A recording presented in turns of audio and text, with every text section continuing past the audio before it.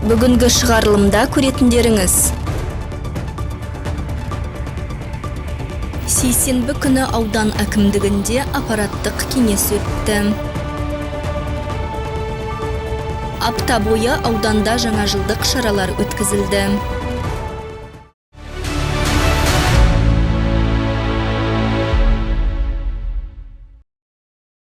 Третье, о задачах и ответственности акимов, руководителей госорганов и организаций вопросов ведения социальных страниц докладчика Бенова Райана Ротайна. Аудан әкімі Ербол Жүсіпбековтің төрағалығымен аудан әкімдігінің мәжіліс залында аппараттық кеңес өтті. Кеңес жұмысына қала, ауылдар мен ауылдық округтердің әкімдері, дербес бөлімдер мен мекемелердің, аудан әкімі аппаратының құрылымдық бөлімшелерінің басшылары, сондай-ақ бұқаралық ақпарат құралдарының өкілдері қатысты. Аппараттық кеңес барысында ауданның әлеуметтік экономикалық дамуына және қысқа кезеңде тұрақты жұмыс істеуге қатысты өзекті мәселелер қаралды. Күн тәртібіндегі бірінші мәселе 2025 жылға арналған инвестициялық жобалардың іске асырылу қорытындылары. Аталған мәселе бойынша аудан әкімінің орынбасары Дулат Сыздықов баяндама жасап, жобалардың орындалу барысы, олардың аудан экономикасына қосқан үлесі мен жаңа жұмыс орындарын құру мәселелеріне тоқталды. На сегодня сданы отчеты за декабрь 2025 года на сумму 762,5 миллион тенге. 2025 жылғы желтоқсанда негізгі капиталға түсетін инвестициялар 1 миллиард 224,8 миллион теңгені құрайды. Бүгінгі күні 2025 жылдың желтоқсан айына 762,5 миллион теңге сомасына есептер тапсырылды. Күтілетін көлем бұл құрылыс және сәулет бөлімі мемлекеттік мекемелерінен. Бұл Шойындыкөл, Пятигорск ауылдық амбулаториясы, КМТЛ Арка жауапкершілігі шектеулі серіктестігі нөмірі 19 үй. Бұл жалпы сомасы 472,3 миллион. 2025 жылдың 12 айында инвестициялардың күтілетін көлемі 16 миллиард 6,914 миллион теңгені құрайды. 11,1 миллиард тенге, что составит 143% по отношению к соответствующему периоду прошлого года. Күн тәртібіндегі екінші мәселе жылыту маусымының өту барысы. Аудан әкімінің орынбасары Ербол Мұқашев ағымдағы жағдай туралы баяндап, коммуналдық қызметтердің қыс мезгіліндегі жұмысқа дайындығын атап өтті. Талқылау қорытындысы бойынша аудан әкімі тұрғындарды өмірлік маңызы бар нысандардың жылу, су және энергиямен қамтамасыз ету жүйелерінің, сондай-ақ жолдардың өткізу қабілетінің тұрақты жұмысын бақылауда ұстауды тапсырды. Әсіресе мерекелік күндері барлық жүйелердің үздіксіз жұмыс істеуіне және қазандықтардың қызметіне күнделікті бақылау жүргізуге ерекше назар аударылды. Күн тәртібіндегі үшінші мәселе мемлекеттік органдар мен ұйымдар басшыларының қала, ауыл және ауылдық округ әкімдерінің ресми әлеуметтік желідегі парақшаларды жүргізудегі міндеттері мен жауапкершілігі. Бұл мәселе бойынша аудан әкімінің орынбасары Арай Әбенова баяндама жасады. По номинации «Лучшее оформление» Білім беру ұйым үздік ресімдеу аталымы бойынша бірінші орынды Пятигорск ауылы иеленді. Үйдің ең жақсы безендіру бірінші орындағы жеңімпаздар Шойындыкөл ауылының Нұрлан мен Фируза Қанафиндер отбасы. Ауланы үздік безендіру номинациясында бірінші орын Нахимов ауылдық округы. Бұл Яковлев Николай Анатольевич пен Валентина Ивановна. Екінші орын Державин қаласынан Савчук Оксана Анатольевна. Үшінші орын Валиханов ауылы Школьпи көшесі, Школьный көшесі бірінші. Державин қаласы бойынша мемлекеттік ұйымды үздік безендіру аталымы бойынша бірінші орынды орталық кітапхана жүйесі алды. Екінші орын Державин қаласының Шаңырақ бөбекжайы. Қалған 16 қатысушының барлығы жобаның сыйлықтарын алды. Біз оларды әкімдер арқылы береміз. Оларды сіздер ішкі саясат бөлімінен тізім бойынша ала аласыздар. Государственная организация у нас по городу Державин стажи было у нас.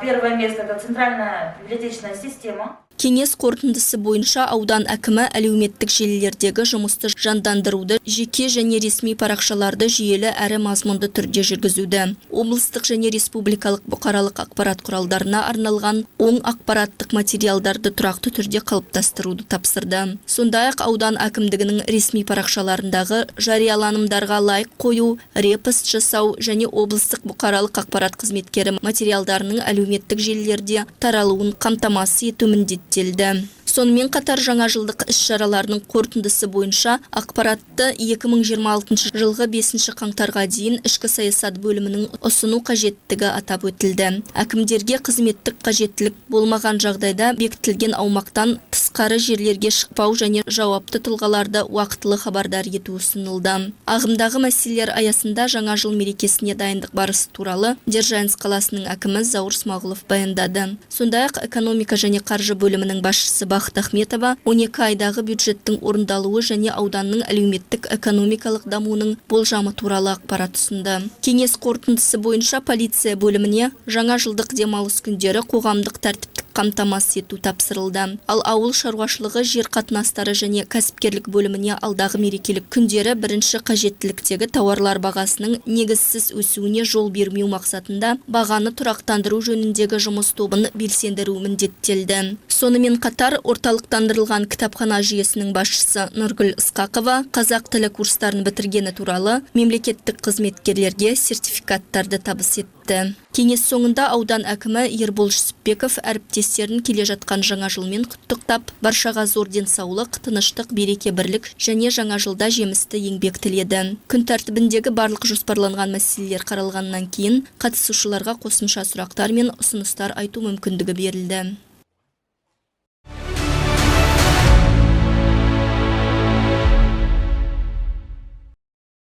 Қымбатты балалар, бүгінгі болсаңыз сендер үшін жарқырап тұр.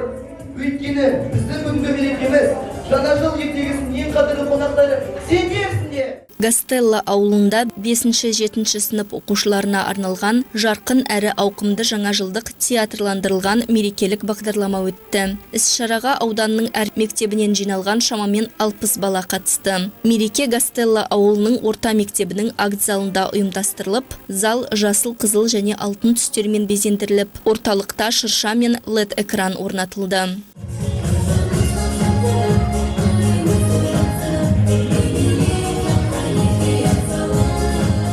Жаңа жылдық қойылым заманауи форматымен және тың сценариймен ерекшеленді. Дәстүрлі ертегі кейіпкерлері цифрлық дәуірдің қаһармандарымен үйлесім тапты. Сахнада Қарша ханым, робот Джипи, чат GPT, дауыс көмекшісі Алиса, кибербанк стиліндегі кибер Яга, заманауи ақшақар және мерекенің басты кейіпкері Аяз ата көрінді. Алғашқы минуттардан ақ балалар мерекенің белсенді қатысушыларына айналды. Интерактивті ойындар, би сайыстары, хороводтар мен музыкалық нөмірлер шынайы ертегілік көңіл күй сыйлады. Әсіресе балаларға цифрлық кейіпкерлер мен кибер Яганың вирустық шабуылы ерекше әсер қалдырды. Бұл қиындықты достық пен бірлік, ортақ қуаттың арқасында жеңу мүмкін болды. Мерекенің шарықтау шегі жаңа жылдық шыршаның салтанатты түрде жағылуы мен Аяз атаның сахнаға шығуы болды. Балаларды Жарқайың ауданының әкімі Ербол Жүсіпбеков жаңа 2026 жылмен құттықтап, сәттілікке, табысқа және жарқын болашаққа толы жыл тіледі. Сіздерді жарқында, қуанышты жаңа жыл мерекесімен шын жүректен құттықтаймын. Жаңа жыл әрбір балаға үшін жаңа армандар мен үміттерге толы ерекше кезде. Өтіп бара жатқан жылда сіздер талай жетістікке жетіп, білім мен өнерде, спортта жақсы нәтиже көрсеттіңіздер. Алдағы жыл әр шаңыраққа шаттық пен береке, әр балаға зор денсаулық, жарқын күлкімен орындалатын арман әкелсін. Білімге құштар, елін сүйетін, болашаққа сеніммен қарайтын ұрпақ болып өсуіңізге тілектеспін.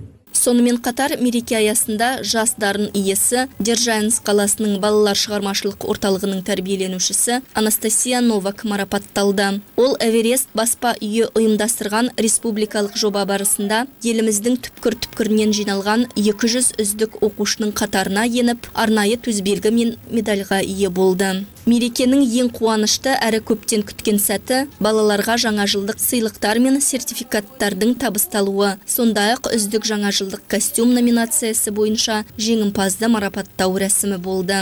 Бұл жаңа жылдық шара балалардың жүрегінде ұмытылмас әсер қалдырып, ғажайыпқа деген сенім мен алдағы жылдың қуанышқа, жетістікке және армандардың орындалуына толы боларына үміт сыйлады. 24 желтоқсан күні аудандық мәдениет үйінде мүгедектігі бар балаларға арналған дәстүрлі аудан әкімінің жаңа жылдық шыршасы ұйымдастырылды. Мерекелік кеш балаларға шаттық сыйлап, жүректерге жылу ұялатты. Мерекелік бағдарлама барысында Уәлиханов ауылының өнерпаздары дайындаған ертегі кейіпкерлерінің қатысуымен қойылымдар көрсетіліп, балаларға көтеріңкі көңіл күй сыйлады. Түрлі ойындар мен қызықты көріністер кішкентай көрермендердің ерекше ықыласына бөленді. Шараның шарықтау шегінде аудан әкімінің орынбасары Арай Әбенова сөз сөйлеп, балаларды және олардың ата-аналарын келе жатқан жаңа жылмен құттықтады. Өз сөзінде ол әр баланың бақытты балалық шағы қоғамның басты құндылығы екенін атап өтіп, бүлдіршіндерге зор денсаулық, жарқын болашақ тіледі. Жарқайың ауданының әкімі Ербол Кәрімұлының атынан сіздерді келе жатқан жаңа жыл мерекесімен шын жүректен құттықтаймыз. Жаңа жыл жақсылық пен үмітке, мейірім мен қуанышқа толы ерекше мереке. Осы шуақты сәт әр шаңыраққа бақыт, береке және көтеріңкі күн сыйласын. Сонымен қатар балаларға арнайы дайындалған жаңа жылдық сыйлықтар табысталды. Мерекелік кеш соңында жүргізуші бұл шараның тек мереке ғана емес, мейірім мен жанашырлықтың айқын көрінісі екенін жеткізді. Балалардың жүзіндегі күлкі мен шаттық кештің ең үлкен жемісі болды. Аудан әкімінің жаңа жылдық шыршасы бүлдіршіндерге ұмытылмас әсер қалдырып, жаңа жылға деген сенім мен үміт сыйлады. Жарқайың ауданының орталығы Державинск қаласында жаңа жыл мерекесіне арналған басты шыршаны жағу рәсімі салтанатты түрде өтті. Қысқы кештің шырайын кіргізген бұл мерекелік шара қала тұрғындары мен қонақтарын бір алаңға жинап, ерекше көңіл күй сыйлады. Әсем безендірілген орталық алаңда бой көтерген жасыл шырша түрлі түсті шамдармен жарқырап, жаңа жылдық ертегінің атмосферасын қалыптастырды. Көпшілік асыға күткен сәтте шыршаның шамы бірге жағылып, алаңды нұрға бөлеп, жиналған жұрттың қуанышын еселей түсті. Мерекелік кеш барысында сахна төрінде әсем әндер шырқалып, көтеріңкі әуендер орындалды. Балалар мен ересектер көңілді би билеп, бір-біріне жылы лебіздерін арнап, келе жатқан жаңа жылдан жақсылық пен береке тіледі. Аяз ата мен Ақшақар алаңға келген жарқайындықтарды келе жатқан жаңа жыл мерекесімен құттықтады. Қала тұрғындары үшін бұл кеш тек мереке ғана емес, бірлік пен татулықтың, ортақ қуаныштың белгісіне айналды. Жаңа жылдық шыршаны жағу рәсімі Державинск қаласында жыл сайын дәстүрге айналып, әр отбасыға мерекелік көңіл күй сыйлайтын маңызды шаралардың бірі болып келеді. Бұл кеште көпшіліктің жадында жарқын әсермен сақталып, алдағы жаңа жылдың сәтті де қуанышты боларына деген сенімді нығайтты.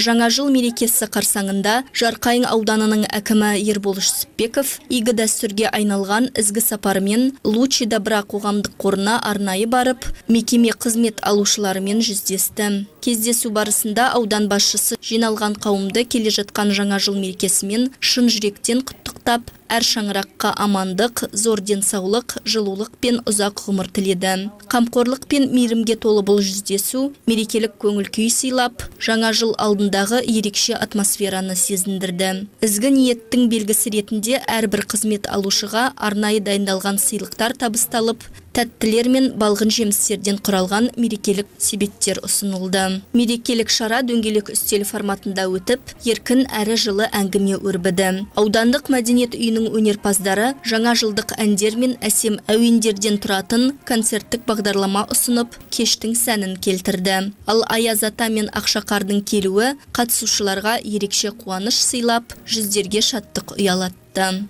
Сондай-ақ Державинск қаласындағы Надежда Крупская атындағы нөмірі 1 гимназия мектебінің оқушылары да бұл игі шарадан тыс қалмай, өз қолдарымен үй жағдайында дайындаған тәтті тағамдарын тарту етіп, жүрек жарды тілектермен көпшілікті қуантты.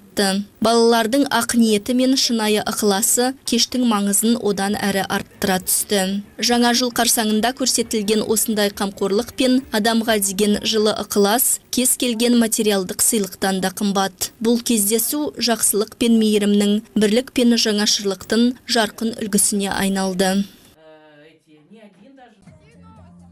31 желтоқсанда ауданның орталық алаңында тұрғындар мен қонақтарды бір шаңырақ астына жинаған жарқында әсерлі жаңажылдық мерекелік шара өтті.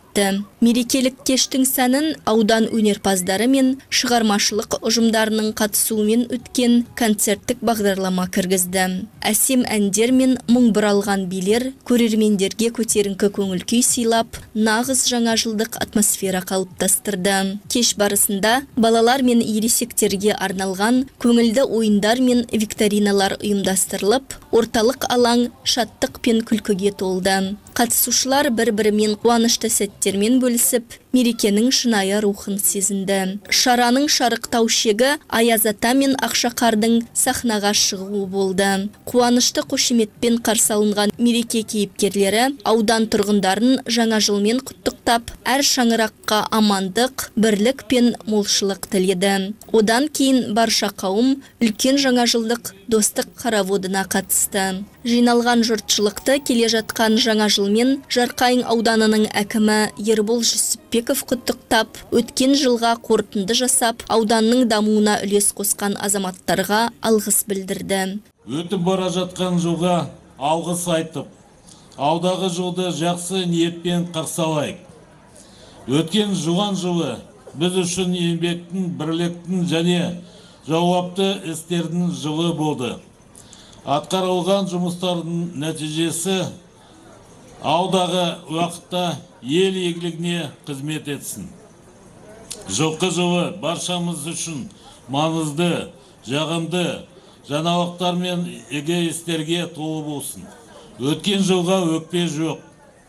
Алдағы жылға қойған мақсаттарымыз орындалып, еңбегіміздің жемісін көрейік. Салтанатты жиын барысында белсенді тұрғындарға алғыс хаттар мен марапаттар табысталды. Мерекелік кеш әсерлі музыкалық нөмірлермен жалғасып, жаңа жылдың қарсаңында аспанды жарқырата көмкерген әсем отшашумен өз мәресіне жетті. Бұл көрініс ескі жылмен қоштасып, 2026 жылды үміт пен қуанышқа толы күйде қарсы алудың символына айналды. Орталық алаңда өткен жаңа жылдық мереке жұртшылықтың бірлігі мен татулығын тағы бір мәрте айқындап, жүректерге жылу сыйлады.